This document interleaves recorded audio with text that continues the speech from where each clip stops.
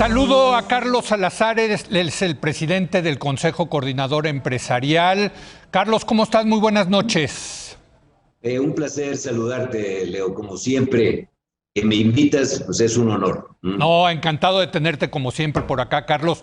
A ver, mira, ya en el programa hemos estado analizando el contenido de la propuesta de reforma eléctrica del presidente López Obrador, pero te llamé porque quiero entender un poco cómo lo están viendo ustedes, los empresarios. ¿Cuál es la postura, cuál va a ser la reacción de los empresarios frente a esta reforma constitucional? Mi primera pregunta sería, ¿cómo están tomando ustedes esta reforma constitucional que yo creo, esa es mi opinión personal, atenta contra la economía de mercado? Mira, Leo, te decía que para mí esta es una cuestión muy simple, es una cuestión de costo-beneficio. Al final, a la sociedad lo que nos interesa pues, es de que la luz nos salga más barata, que siempre la tengamos a disposición, que si yo muevo un switch me llegue inmediatamente la electricidad, que yo no tenga cortes y que al final pueda yo estar con la tranquilidad de que en cualquier actividad que emprendamos siempre vamos a tener la capacidad de estar acompañados por la generación eléctrica. Entonces, si se dan esas tres condiciones, una electricidad barata, una electricidad que siempre esté en disponibilidad y una electricidad que vaya creciendo en la medida en que nosotros vayamos teniendo más necesidad de la misma.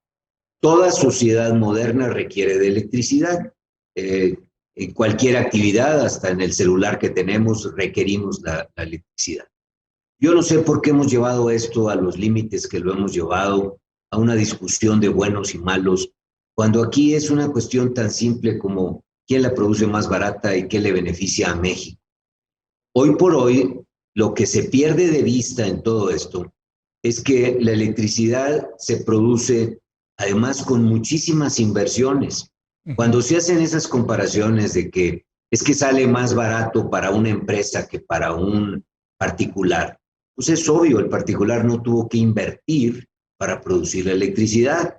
En cambio, el privado, que de alguna manera se está beneficiando, pues tiene detrás de él una enorme cantidad de inversiones que también cuentan en el costo.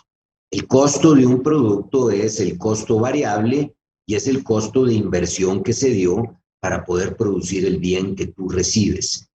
A mí me parece que esto pudo haberse solucionado en una mesa en donde, si bien hay puntos muy importantes que la Comisión Federal ha marcado y ha dicho, yo creo que todos esos puntos que la Comisión Federal le preocupaban se podían haber resuelto en una mesa de negociación. No requeríamos un cambio a la ley, pero mucho menos a la Constitución. Hoy estamos ya en lo más alto de cambios de convivencia social, que es cambiar la Constitución. Sí. La Constitución rige la forma en que uno se maneja como sociedad. Creo que llevarlo a estos límites era totalmente innecesario y seguimos en el mismo principio. ¿Qué le conviene a México? Le conviene, bueno, y también te quisiera recordar, Leo, el sector eléctrico se abrió en el pasado, Sí. en los años. ¿Por qué? Porque la electricidad era cada vez más cara, porque no se invertía suficiente, lo que acabo de explicar que queremos todos, y porque el crecimiento del país no era acompañado por un crecimiento del sector eléctrico. Todos los que somos más viejos recordamos aquellos años en que durante las noches no teníamos luz y teníamos que estar a oscuras. Algunos decíamos que era hasta mejor porque teníamos forma de convivir en familia al lado de velas. Tú lo recordarás, Leo. Bueno, ¿por qué se dio eso? Pues porque no había suficiente dinero para invertir en la electricidad y porque la electricidad cada vez nos era más cara.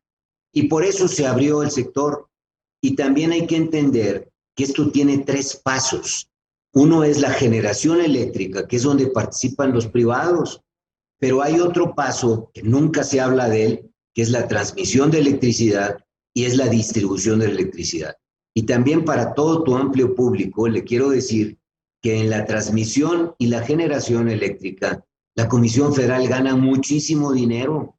El recibo que nos llega a la casa, que es el que nos cobra la distribución eléctrica y la transmisión, las transmisiones son esas torres de alta tensión que vemos por todas las carreteras de nuestro país. Todo esto hace que la electricidad nos llegue a un determinado costo.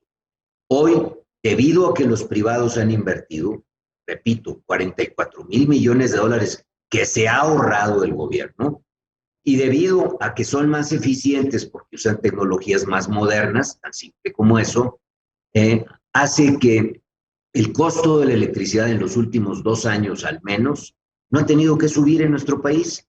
Sí, Hablamos mucho de la electricidad barata, pues hoy tenemos una electricidad que no nos ha sido más onerosa. Déjame preguntarte, Carlos, porque tú decías esto se pudo haber resuelto en una mesa de negociación, pues ya no ocurrió, no hubo tal mesa de negociación.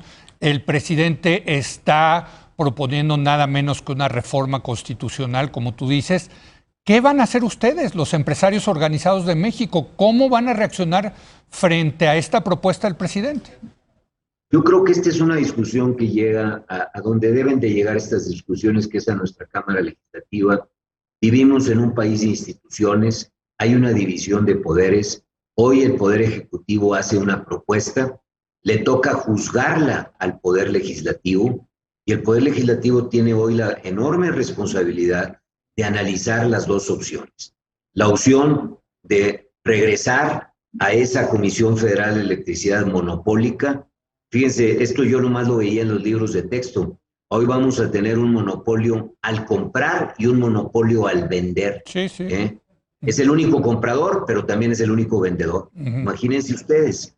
Entonces, queremos regresar a esa estructura bajo el argumento de que ahora la electricidad pertenece a todos. Pertenece a todos, podrá ser entonces de todos, pero más cara. Yo no tengo ninguna acción, ni nadie, ningún mexicano va a tener una acción que le digas, a final del año te vamos a mandar un dividendo. Sí, sí. Entonces, ese de todos es un poco entre paréntesis, ¿verdad? Sí. Yo creo que esa es una alternativa. La otra alternativa es una electricidad ordenada, estructurada, en donde si se cometieron actos de corrupción, igual como lo hemos dicho siempre desde el sector empresarial organizado, nosotros aplaudimos lo que el presidente intenta hacer. No nomás lo aplaudimos, lo tratamos de alinear completamente. Qué bueno que se elimine la corrupción. Pero si hay casos de corrupción en esos contratos, que se denuncien, se castiguen y se quiten.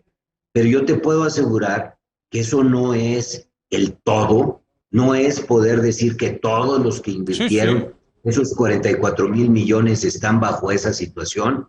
Y si estuviera, hay que eliminarlos totalmente. Pero entonces, por lo que entiendo, Carlos, lo que me estás diciendo es que los empresarios organizados de México van a movilizarse para cabildear en el Congreso, lo cual no es ilegal, hay que decirlo, para que no pase esta reforma constitucional. ¿Eso es lo que me estás diciendo, Carlos? Yo sí quisiera explicar esto muy bien a tu público, porque se puede asumir que cabildear quiere decir ir a buscar cómo compras el favor de un diputado. No, todo lo contrario. No. Nosotros hemos puesto argumentos. Si los argumentos que pesan son más de la autoridad que de lo que nosotros estamos dando, no, este es el país que vivimos y nosotros respetamos las leyes y hay que respetarlas constante y absolutamente para tener una mejor convivencia como mexicanos. Nosotros pondremos nuestros mejores argumentos. Si esos argumentos no convencen al Poder Legislativo y el Poder Legislativo implementa cambios a nuestras leyes, le tocará posteriormente al Poder Judicial juzgar si esto está dentro de la estructura de legalidad que a él le toca juzgar. Entonces, qué bueno que tenemos nuestras instituciones funcionando, qué bueno que hay propuestas. Yo lo único que pido, no las llevemos, porque no es la intención del sector privado, a situaciones donde dividamos, ataquemos, califiquemos, le pongamos adjetivos a las personas y a las empresas que de buena fe han tratado, y cumpliendo la ley, han tratado de hacer las cosas.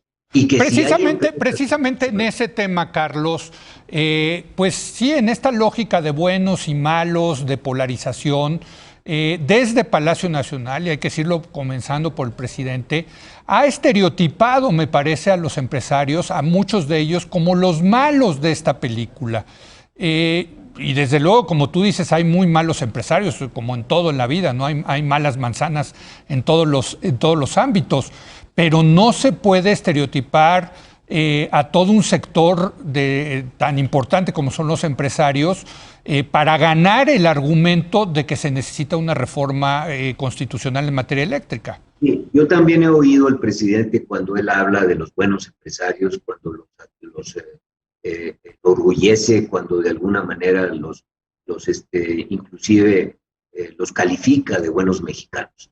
Yo estoy convencido de que la mayor parte de los mexicanos hacemos nuestra tarea. A mí me encanta decir, porque la fuerza laboral de México son 56 millones de personas. Estas 56 millones de personas salimos todos los días, Leo, a tratar de hacer las cosas bien hechas, a cumplir con las leyes, a tener fraternidad, a entender la problemática de nuestro país y a tratar, obviamente, de proteger a nuestras familias. Si dentro de esos 56 millones de mexicanos hay también manzanas podridas, gente de delincuencia, empresarios malos, para eso están nuestras leyes, para que se castigue al que no cumple con este deber de convivencia adecuado que hemos hecho y que lo hemos traducido en leyes que nos rigen. Así que mi mensaje siempre es ese. Yo esperaría que el mensaje que le toque juzgar al legislativo sea en ese sentido, siempre pensando en México, cuál es la mejor solución para México. Y me parece que estamos enfrente de dos soluciones. Una que me parece que es cara y una que me parece que es más económica. Sí. Obviamente nosotros promovemos la solución económica. No necesitamos hacer esos calificativos para una discusión que debe ser de altura y de argumentos. Hablando precisamente de eso, Carlos, porque hay una batalla que se librará en el legislativo sin lugar a dudas, pero también está la batalla por la opinión pública, déjame ponerlo así, convencer a la gente, a la ciudadanía.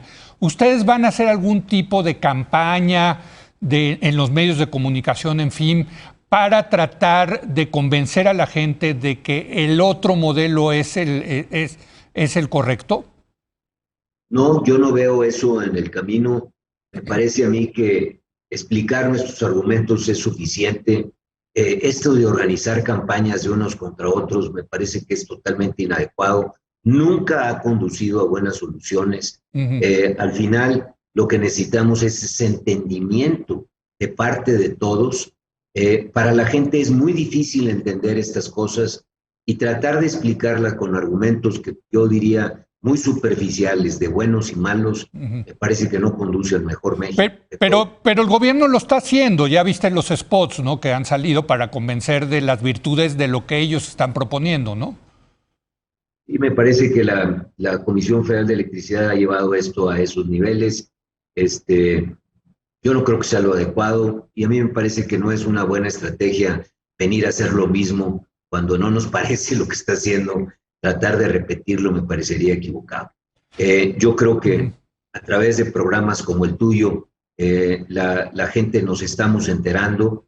Yo llevaría a esa simpleza de argumento de decir, aquí no hay buenos y malos, aquí hay cosas que nos cuestan o cosas que no nos cuestan. Y recordemos, por favor, lo que nos tiene aquí es lo que quisimos evitar en el pasado y que al final no queremos volver a llegar ahí. No queremos llegar a tener una empresa que no por culpa de sus trabajadores, también lo he explicado yo muchas veces, los trabajadores de la Comisión Federal son admirables. Yo los admiro en los momentos de crisis, de cuando hay huracanes, son los primeros que están jugándose la vida para conectar la electricidad, para hacerla llegar. Esa no es culpa del trabajador, culpa de las estructuras que se van formando. Y esto es lo difícil de explicarle a la gente. Yo agradezco que me invites a tu programa, porque creo que lo que todos tenemos que saber es lo que le conviene a México. Y esto de que algunos se aprovechan, bueno, si alguno se aprovechó, castiguémoslo, para eso hay leyes en nuestro país. Pero los que de buena fe hicieron las cosas correctas y están produciendo las cosas correctas, por favor, dejémoslo que sigan trabajando, porque en beneficio de eso, de la productividad de México, es como podemos tener nosotros más trabajos, más ingresos, más impuestos. Se pagan más impuestos. A mí me gustaría estar hablando más de eso. Yo creo que yo destacaba hoy en una participación que tuve que a pesar de las crisis y de la pandemia, el país ha recibido más impuestos que el año anterior y que los años anteriores.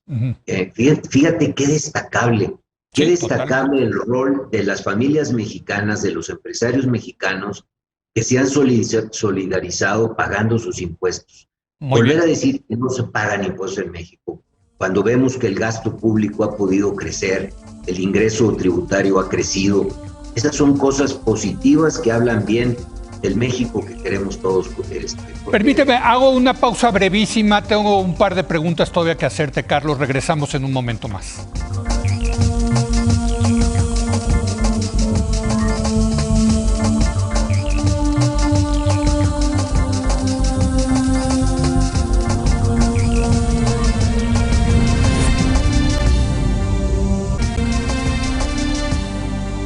Estoy platicando con el presidente del Consejo Coordinador Empresarial, con Carlos Salazar, sobre la reforma constitucional propuesta por el presidente López Obrador en materia eléctrica.